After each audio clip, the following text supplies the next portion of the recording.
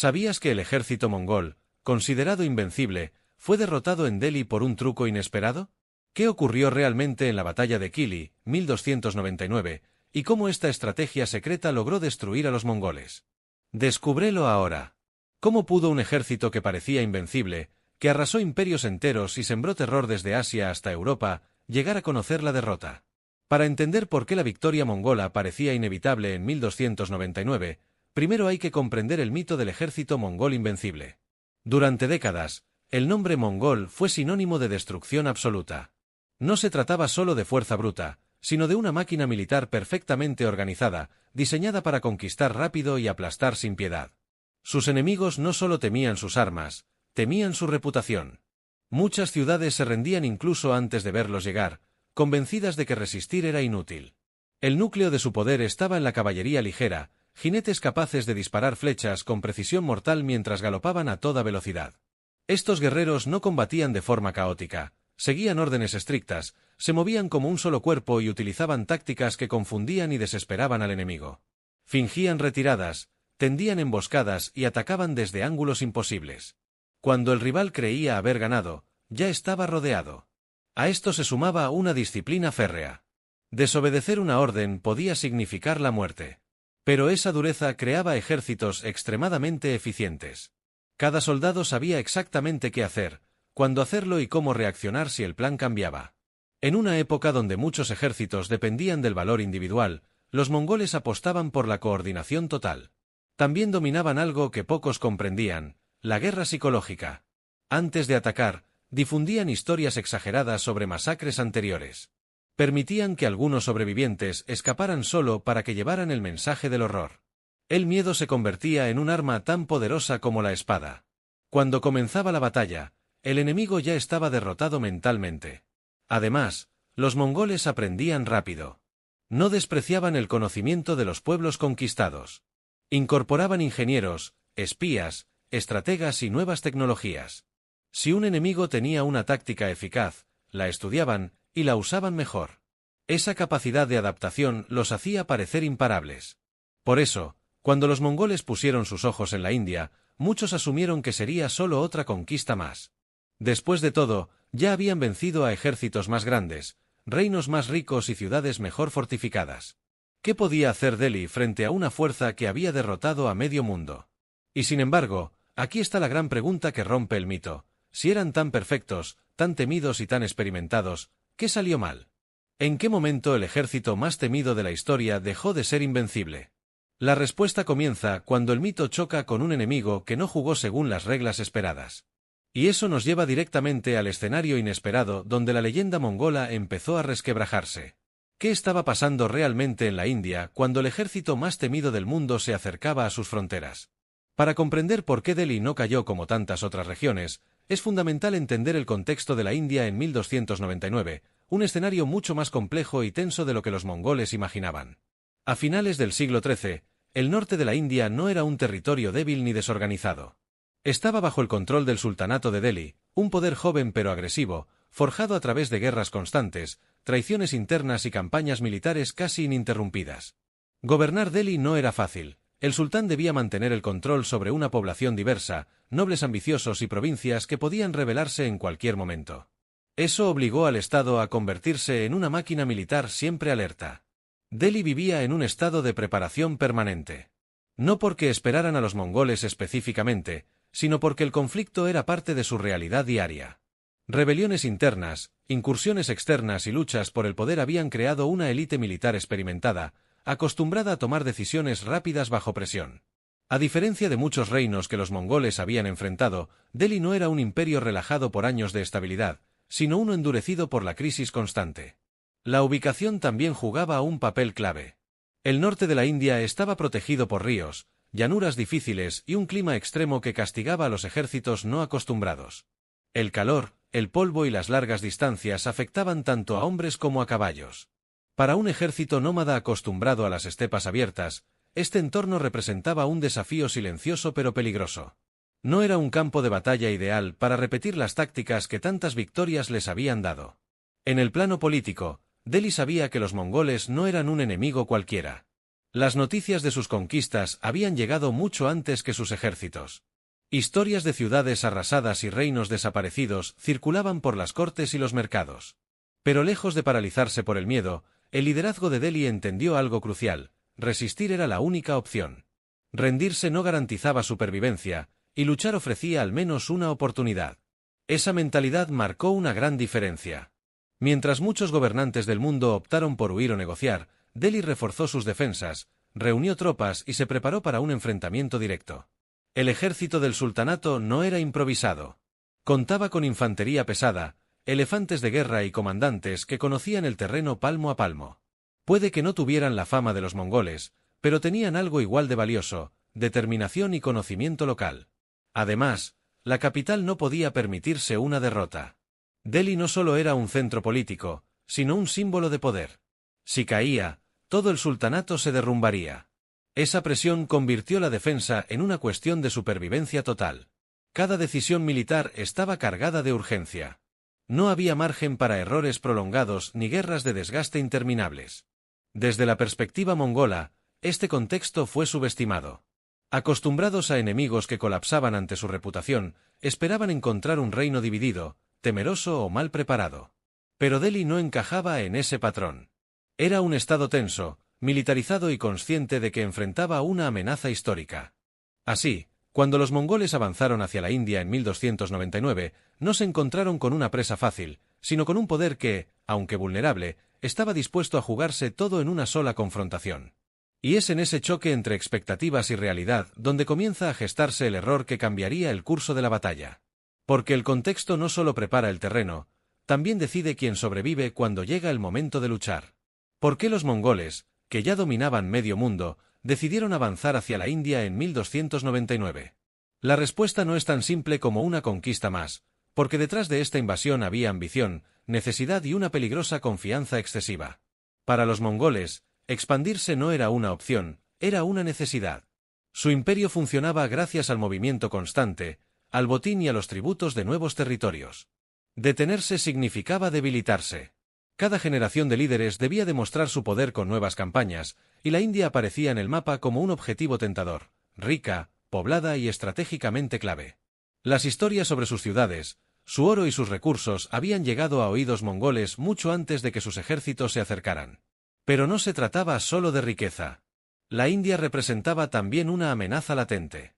El sultanato de Delhi había resistido incursiones previas y se estaba consolidando como un poder regional fuerte. Para los mongoles, permitir que un reino poderoso se fortaleciera en su frontera sur era un riesgo innecesario. Atacar primero era coherente con su forma de pensar, eliminar posibles enemigos antes de que se volvieran demasiado peligrosos. Además, la experiencia jugaba a su favor, o eso creían. Los mongoles venían de una larga lista de victorias impresionantes.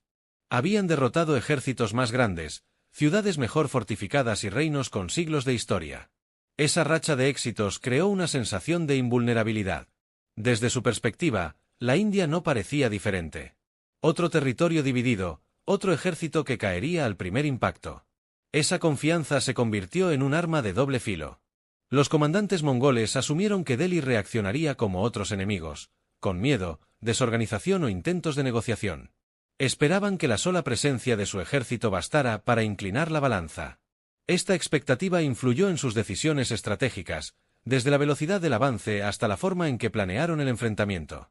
También existía un componente político interno. Las campañas exitosas reforzaban la autoridad de los líderes mongoles y mantenían unida a la élite militar. Una invasión a la India ofrecía prestigio, botín y la oportunidad de consolidar poder dentro del propio imperio. No atacar podía interpretarse como debilidad. En ese contexto, avanzar parecía la única opción lógica. Sin embargo, lo que los mongoles no comprendieron del todo fue que la India no era solo un territorio más. No era una extensión de las estepas, ni un reino paralizado por el terror. Era un escenario con reglas distintas, un enemigo que no encajaba en los patrones habituales. Pero en 1299, esa diferencia fue ignorada. Así, impulsados por la ambición, la necesidad de expansión y una confianza construida sobre victorias pasadas, los mongoles cruzaron las fronteras hacia la India convencidos de que el resultado estaba decidido de antemano. No sabían que esa seguridad absoluta los estaba llevando directo a una de las pruebas más duras que enfrentarían. Porque cuando un ejército cree que ya ha ganado antes de luchar, es cuando se vuelve más vulnerable. ¿Quiénes estaban realmente al mando cuando dos mundos militares chocaron en 1299? Porque más allá de ejércitos y números, la historia de esta batalla se decide por los líderes, por sus decisiones, su carácter y su forma de entender la guerra. Del lado de Delhi se encontraba Alauddin Khalji, un gobernante joven, ambicioso y profundamente desconfiado. No era un rey ceremonial ni un estratega de escritorio. Había llegado al poder mediante la violencia y la intriga, y eso lo había convertido en alguien obsesionado con el control absoluto. Alauddin no confiaba en la suerte ni en promesas de paz. Para él, cada amenaza debía ser neutralizada con firmeza, incluso si eso implicaba tomar decisiones impopulares o arriesgadas. Alauddin entendía algo crucial: gobernar Delhi significaba vivir rodeado de enemigos. Rebeldes internos, nobles traicioneros y potencias externas acechaban constantemente. Esa presión lo transformó en un líder frío, calculador y extremadamente práctico. No buscaba gloria personal en el campo de batalla, buscaba resultados. Y para conseguirlos, estaba dispuesto a usar tácticas poco convencionales, sacrificar piezas y sorprender al enemigo cuando menos lo esperaba. Frente a él estaba el mando mongol, liderado por comandantes experimentados como Kutluk Quagga, hombres curtidos en campañas interminables, acostumbrados a vencer a base de velocidad, intimidación y maniobras precisas. Estos líderes habían crecido dentro de una tradición militar donde la victoria era casi una constante. Para ellos, la guerra era un lenguaje que dominaban desde la infancia. Los comandantes mongoles confiaban profundamente en sus métodos. Habían aprendido que la agresividad inicial, combinada con movimientos rápidos y ataques psicológicos, solía quebrar cualquier resistencia. Su liderazgo se basaba en la iniciativa, golpear primero, confundir al enemigo y no darle tiempo a reaccionar. En la mayoría de los casos, esa fórmula funcionaba a la perfección. Pero aquí aparece una diferencia clave. Mientras los líderes mongoles confiaban en lo que siempre había funcionado, Alauddin Khalji desconfiaba precisamente de eso. Él sabía que enfrentarse a los mongoles en su propio terreno táctico era una receta para el desastre. Por eso, su liderazgo no se centró en imitar al enemigo, sino en obligarlo a jugar un juego distinto. Otra diferencia fundamental estaba en la percepción del riesgo. Para los mongoles, la campaña en la India era una más dentro de una larga lista de conquistas. Una derrota parcial no significaba el fin del imperio. Para Delhi, en cambio, perder podía significar el colapso total. Esa asimetría hizo que Alauddin y sus generales planearan cada movimiento como si fuera el último. Además, el estilo de mando contrastaba profundamente. El liderazgo mongol era móvil, flexible y ofensivo, ideal para grandes espacios abiertos. El de Delhi era defensivo, estratégico y profundamente consciente del terreno y de los límites del enemigo. Alauddin no necesitaba derrotar moralmente a los mongoles en un solo golpe, necesitaba desgastarlos, confundirlos y forzarlos a cometer errores. En resumen, este no fue solo un choque de ejércitos, sino un choque de mentalidades. De un lado, líderes confiados en una tradición de victorias continuas. Del otro, un gobernante que sabía que la supervivencia dependía de pensar diferente. Y cuando estas dos formas de liderar se enfrentaron, quedó claro que la experiencia por sí sola no garantiza la victoria. A veces, quien mejor entiende al enemigo es quien termina escribiendo la historia. Antes de seguir, no olvides suscribirte para no perderte más contenido como este. Así estarás siempre al tanto de nuestros próximos vídeos. Ahora, sigamos.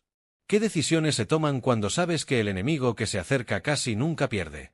En los días previos a la batalla, Delhi no se preparó para una guerra común, sino para una prueba de supervivencia, y cada movimiento previo al combate fue tan decisivo como la lucha misma. Alauddin Khalji entendía que el tiempo jugaba un papel crucial. Los mongoles eran más peligrosos cuando podían moverse libremente, elegir el terreno y atacar cuando les convenía. Por eso, una de las primeras decisiones fue forzar el enfrentamiento en condiciones controladas. No permitiría que el enemigo merodeara, saquease o desgastara a la población. Cada día extra beneficiaba a los mongoles, no a Delhi. El ejército del sultanato fue movilizado con rapidez, pero no de forma impulsiva. Se reunieron tropas experimentadas, se aseguraron rutas de suministro y se establecieron posiciones defensivas pensadas para limitar la movilidad de la caballería mongola. El objetivo no era impresionar, sino resistir el primer impacto, el momento donde los mongoles solían quebrar a sus enemigos. Uno de los aspectos más importantes de estos preparativos fue la elección del terreno. Delhi buscó un espacio donde pudiera desplegar su fuerza sin quedar expuesta a maniobras envolventes. Las llanuras cercanas a Kili ofrecían una mezcla peligrosa, abiertas, pero no ideales para una retirada rápida. Para los mongoles, eso parecía una ventaja. Para Delhi, era una trampa en potencia. Mientras tanto, del lado mongol, la preparación fue más directa y confiada. Acostumbrados a dominar el ritmo de la guerra, avanzaron con la expectativa de una victoria rápida. Sus exploradores confirmaron la presencia del ejército de Delhi, lo que reforzó la idea de que el enemigo había decidido enfrentarlos de manera frontal. Justo el tipo de combate que los mongoles creían dominar mejor que nadie. Sin embargo, esa lectura escondía un error. Alauddin no estaba improvisando. Había ordenado una disposición deliberadamente provocadora, mostrando fuerza suficiente para atraer al enemigo, pero guardando elementos clave fuera de la vista inmediata. No se trataba de ocultar todo, sino de mostrar lo justo para generar una reacción predecible. En esos momentos previos, ambos bandos cometieron errores. Algunos generales de Delhi subestimaron la velocidad mongola y propusieron ataques prematuros. Alauddin los contuvo. Sabía que un golpe mal calculado podía desatar el caos en sus propias filas. Del lado mongol, la confianza llevó a una planificación menos cuidadosa. Confiaban en que, una vez iniciado el combate, la superioridad táctica resolvería cualquier imprevisto. La tensión aumentaba con cada hora. Los soldados de Delhi sabían contra quién se enfrentaban. Muchos habían escuchado historias de ejércitos enteros desapareciendo tras encontrarse con los mongoles. El miedo estaba presente, pero también lo estaba la determinación. No había ciudades fortificadas detrás, no había retirada segura. Perder significaba la destrucción del sultanato. Los mongoles, por su parte, percibían ese nerviosismo como debilidad. Para ellos, era una señal familiar. Un enemigo que espera, que se defiende, que parece dudar. Nada fuera de lo normal. Esa percepción influyó directamente en su disposición inicial, empujándolos a adoptar una postura agresiva desde el primer momento. Así, cuando ambos ejércitos quedaron frente a frente, todo parecía seguir un guión conocido. Los mongoles listos para golpear con rapidez.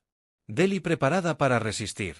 Pero lo que nadie, salvo Alauddin y su círculo más cercano, comprendía del todo, era que esos preparativos no buscaban ganar en el primer choque, sino crear las condiciones para algo más. Porque en la guerra, el combate empieza mucho antes de que se crucen las espadas. Empieza en las decisiones silenciosas, en lo que se muestra y en lo que se oculta, en los errores que se provocan en el enemigo. Y en Kili, esos preparativos estaban a punto de transformar una batalla aparentemente desigual en un punto de inflexión histórico que nadie vio venir. ¿Cómo comienza una batalla cuando ambos bandos creen tener la ventaja? El inicio de la batalla de Kili no fue un choque caótico ni una explosión inmediata de violencia, sino un tenso juego de expectativas, donde cada movimiento parecía confirmar que los mongoles estaban a punto de repetir la historia. Desde los primeros instantes, los mongoles tomaron la iniciativa. Su caballería avanzó con rapidez, desplegándose en amplias formaciones diseñadas para intimidar y desorganizar. El polvo levantado por los caballos, el sonido de los cascos y las primeras flechas lanzadas a distancia crearon una sensación clara: el ataque había comenzado bajo los términos mongoles. Para muchos observadores, aquello parecía el inicio del fin para Delhi. Las alas del ejército de Delhi fueron las primeras en sentir la presión. Los mongoles atacaban con movimientos envolventes, buscando aislar unidades y forzar rupturas rápidas en la línea defensiva. Era una táctica probada una y otra vez en campos de batalla lejanos. Y durante los primeros momentos, funcionó. Algunas formaciones de Delhi retrocedieron, otras dudaron, y el caos amenazó con extenderse. Desde la distancia, el avance mongol parecía imparable. Sus jinetes disparaban sin detenerse, hostigando, retrocediendo y volviendo a atacar. Para el ojo inexperto, aquello era una derrota en cámara lenta para Delhi. Incluso dentro del propio ejército del sultanato, comenzó a surgir la inquietud: ¿estaba ocurriendo exactamente lo que todos temían? Pero lo que parecía desorden no era del todo improvisado. Alauddin Khalji observaba sin intervenir de inmediato. Sabía que el primer choque siempre favorecía a los mongoles. Interrumpirlo demasiado pronto habría sido un error. La clave estaba en resistir sin colapsar, permitir que el enemigo avanzara lo suficiente como para creer que el plan estaba funcionando. En el centro del campo de batalla, las fuerzas principales de Delhi se mantuvieron firmes. No avanzaron, no persiguieron, no respondieron de forma impulsiva. Esa contención resultaba extraña incluso para algunos generales. Pero tenía un propósito claro: evitar caer en las retiradas fingidas mongolas, una trampa que había destruido a innumerables ejércitos antes. Mientras tanto, los comandantes mongoles interpretaban la situación como una señal positiva. Las alas enemigas cedían terreno, el centro parecía pasivo y no había una contraofensiva clara. Todo indicaba que Delhi estaba a la defensiva, esperando el golpe final. Esa lectura reforzó su agresividad. Ordenaron avanzar más, presionar con mayor intensidad y buscar una ruptura definitiva. Ese fue el momento crítico. Cuando los mongoles extendieron demasiado sus líneas, confiados en que la resistencia enemiga estaba a punto de quebrarse. La velocidad, que siempre había sido su mayor fortaleza, comenzó a jugar en su contra. Las distancias entre unidades aumentaron, la coordinación se volvió más compleja y el terreno empezó a imponer sus límites. En varios puntos del campo, los combates se volvieron brutales y cercanos. Ya no era solo una lluvia de flechas, sino enfrentamientos directos. Los soldados de Delhi, apoyados por infantería pesada, resistían con más solidez de lo esperado. Cada minuto que pasaba sin una victoria clara empezaba a erosionar la ventaja psicológica mongola. Aún así, para muchos, el resultado parecía inclinarse todavía hacia los invasores. La presión era constante, el desgaste visible y el peligro real. Desde fuera, nadie habría apostado por una derrota mongola en ese punto de la batalla. Todo parecía seguir un patrón conocido: avance, confusión enemiga y colapso final. Pero justo cuando la narrativa parecía escrita, algo empezó a cambiar. Pequeñas señales al principio, movimientos inesperados, resistencias que no cedían, ataques que no seguían la lógica habitual. El ritmo de la batalla comenzó a alterarse. Y aunque los mongoles aún no lo sabían, habían cruzado el punto exacto donde la confianza se transforma en vulnerabilidad. El combate ya no avanzaba como estaba previsto. Y en ese desajuste silencioso, en ese instante en que el enemigo cree que está ganando, se estaba preparando el golpe que cambiaría todo. Porque la batalla de Kili no iba a decidirse en el primer choque, sino en el momento en que el ejército más temido del mundo bajó la guardia. ¿Cuál fue el error invisible que cometieron los mongoles justo cuando creían que la victoria estaba asegurada? El llamado truco secreto de Delhi no fue una sola acción espectacular, sino una estrategia cuidadosamente diseñada para explotar la mayor debilidad del ejército mongol: su confianza en patrones repetidos. Hasta ese momento, la batalla parecía desarrollarse según el guión habitual. Los mongoles avanzaban, presionaban las alas y obligaban al enemigo a retroceder en puntos clave. Pero lo que no sabían era que ese retroceso no era un colapso, sino una respuesta controlada.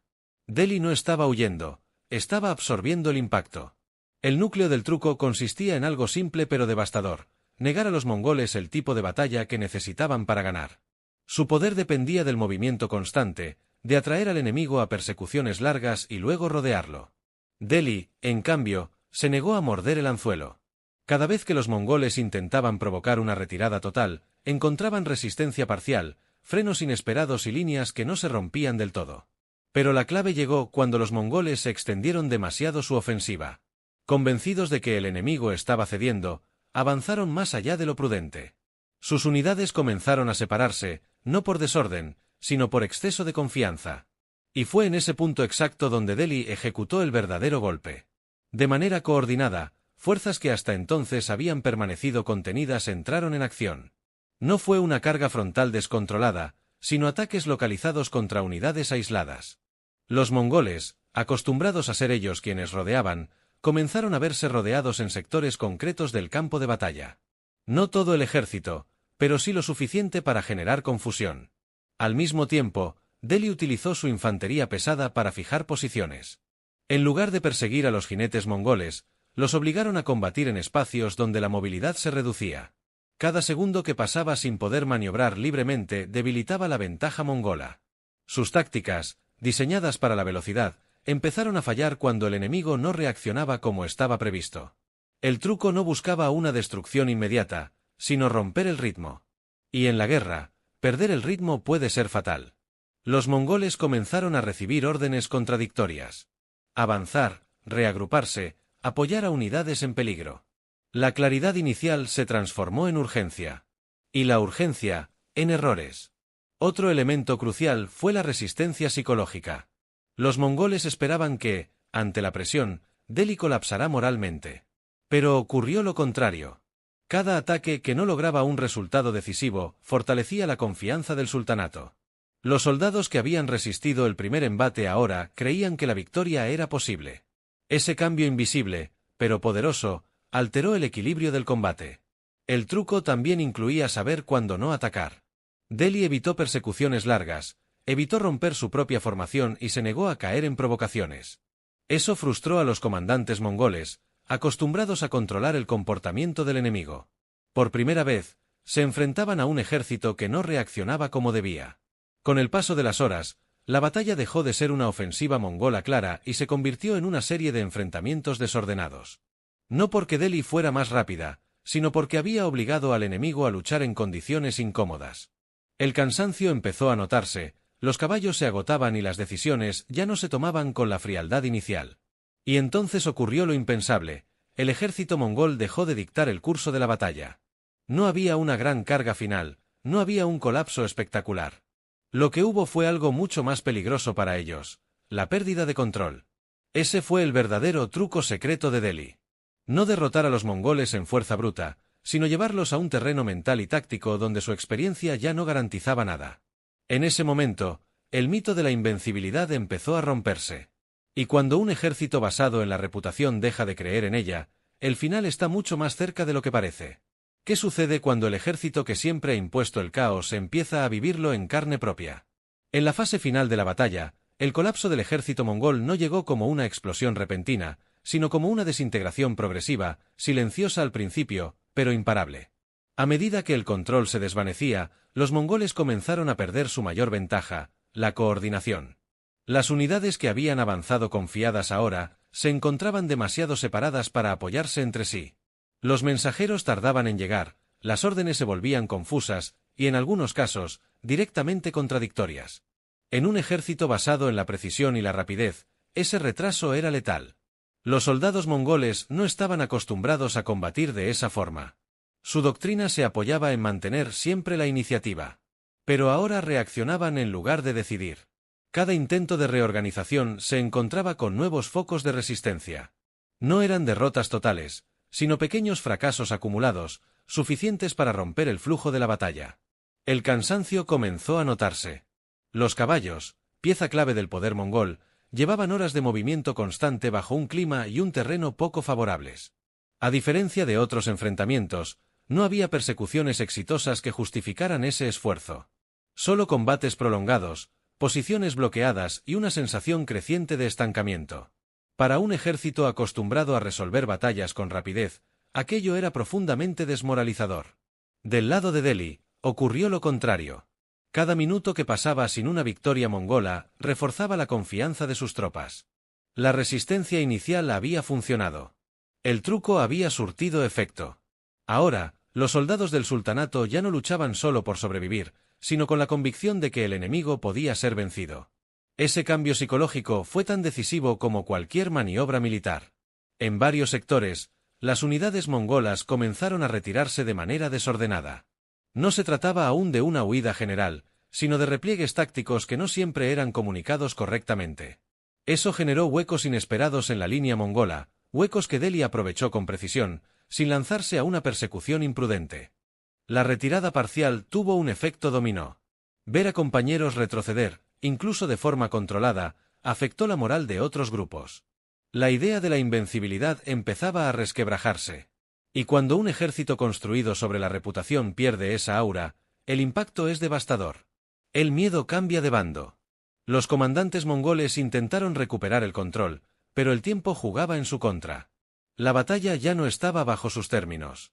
Cada orden requería ajustes, cada ajuste abría nuevas vulnerabilidades.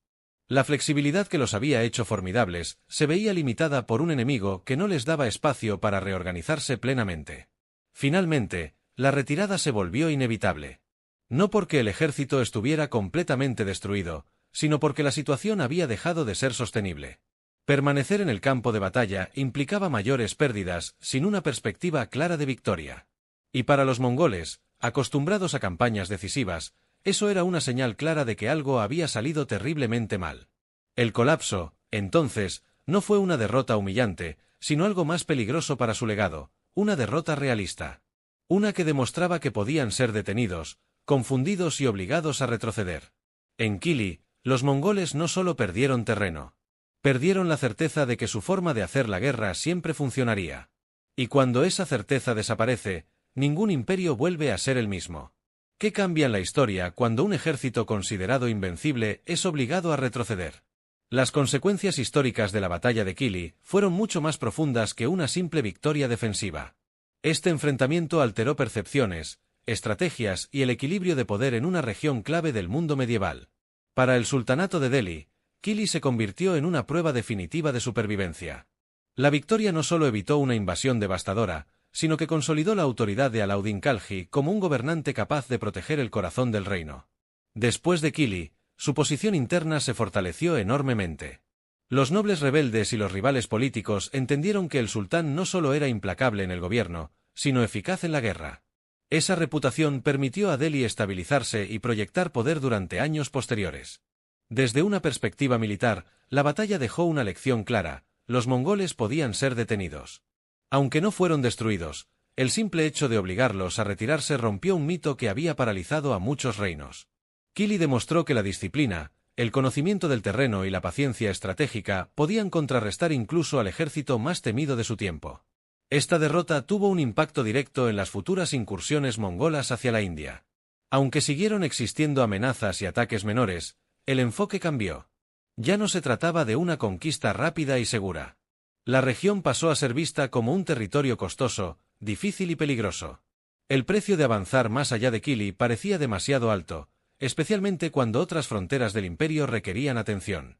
En un sentido más amplio, la batalla influyó en la forma en que los estados de la región percibían la guerra contra grandes imperios nómadas. Kili se convirtió en un ejemplo de resistencia estratégica. No era necesario derrotar al enemigo en todos los frentes, bastaba con neutralizar sus fortalezas principales y evitar sus tácticas preferidas. Esta idea resonó en otros conflictos posteriores, donde la defensa inteligente reemplazó a la confrontación directa. También hubo consecuencias psicológicas profundas. Para los mongoles, Kili representó una anomalía incómoda. No encajaba en la narrativa de expansión imparable. No fue una derrota total, pero sí una advertencia. Les recordó que no todos los enemigos reaccionaban de la misma manera, y que la reputación, por poderosa que fuera, no garantizaba obediencia ni victoria. Para Delhi y sus aliados, en cambio, la batalla alimentó una nueva confianza. La sensación de inevitabilidad desapareció. El miedo seguía existiendo, pero ahora estaba acompañado de la certeza de que resistir era posible. Esa transformación mental fue tan importante como cualquier ganancia territorial.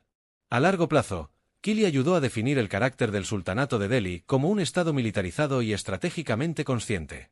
La experiencia reforzó la importancia de la planificación, la logística y el control interno. Alauddin Khalji profundizó reformas que fortalecieron al ejército y la economía, consciente de que futuras amenazas podían surgir en cualquier momento. En definitiva, la batalla de Kili no cambió el mundo de un día para otro, pero dejó una huella duradera. Alteró el equilibrio psicológico entre conquistadores y defensores. Demostró que incluso los imperios más temidos podían ser obligados a detenerse. Y, sobre todo, recordó algo fundamental en la historia: no siempre vence quien parece más fuerte, sino quien entiende mejor cuándo, cómo y dónde luchar. ¿Qué lecciones puede dejar una batalla ocurrida hace más de 7 siglos a la forma en que entendemos la guerra hoy? La batalla de Kili no fue solo un episodio histórico, sino un manual práctico de estrategia, liderazgo y adaptación, cuyas enseñanzas siguen siendo relevantes. La primera gran lección es que la fuerza bruta no lo es todo. El ejército mongol era superior en movilidad y experiencia, pero Delhi demostró que comprender al enemigo puede ser más decisivo que superarlo en números o velocidad. Alauddin Khalji estudió cómo luchaban los mongoles, y en lugar de imitarlos, diseñó una respuesta que neutralizaba sus ventajas. En la guerra, conocer los patrones del rival es tan importante como conocer los propios. La segunda lección es el valor de la paciencia. Muchos ejércitos han perdido batallas por reaccionar demasiado pronto. En Kili, Delhi resistió el impulso de atacar de forma impulsiva durante los primeros embates. Esperó, absorbió el golpe inicial y permitió que el enemigo se expusiera. Esa contención fue clave para provocar los errores mongoles. Saber cuándo no atacar puede ser tan importante como saber cuándo hacerlo. Otra enseñanza fundamental es la importancia del terreno y el ritmo. Los mongoles necesitaban espacios abiertos y movilidad constante. Delhi entendió esto y transformó el campo de batalla en un entorno incómodo para ellos. Al romper el ritmo habitual del enemigo, forzó decisiones apresuradas y redujo su efectividad. Controlar el ritmo del combate significa controlar el resultado. También destaca el papel del liderazgo bajo presión.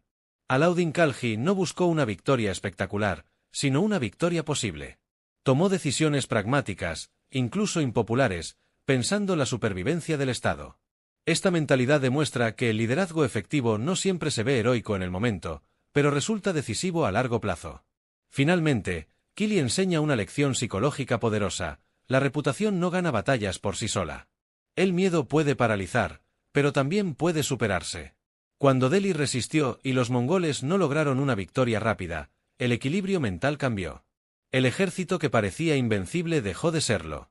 En resumen, la batalla de Kili nos recuerda que la inteligencia estratégica, la disciplina y la comprensión profunda del enemigo pueden cambiar el curso de la historia. No importa cuán poderoso parezca un adversario, siempre existe una forma de enfrentarlo si se piensa diferente.